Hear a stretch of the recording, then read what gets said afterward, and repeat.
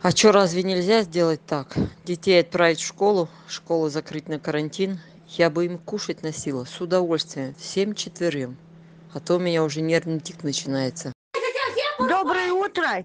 Вова уроки делать не будет, мы все из-за него поругались с дочерью, он всем сделал нервы. Ему так неудобно, в телефоне не видно, камера дурацкая, 100 причин. Мы не будем так заниматься. Вот закончится карантин, пусть в школе сам занимается.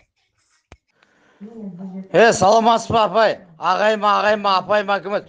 Бұның әрқайсының сабағын әр уақытқа бір белгілеп жіберсеңдерші, үйдің бәрін жанжал қылмай.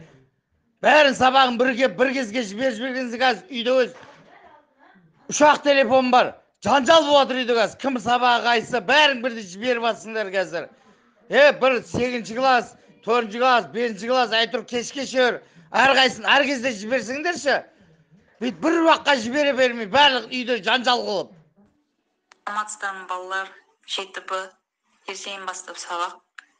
Ана әке шешелеріңе айтыңыздар, шыдан балын киіп жүрсін, камерада кешектей болып қалып жүрмесін. Сабақтың тақырыбы допты ыңғайлап алып жүру техникасы, қауіпсіздік ережелері. Оқушылар, мен сисилка жіберемін, видео сисилка, соған қарап сабақты орындайсыңдар.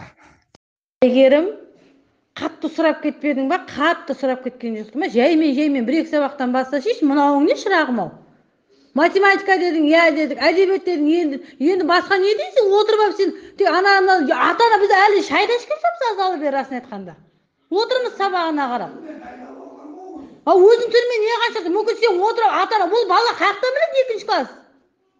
Ренжімеймін, дайындай алмаймын мынандай қылып. Хош, қараш керек не болса баланы келіп оқытыңдар.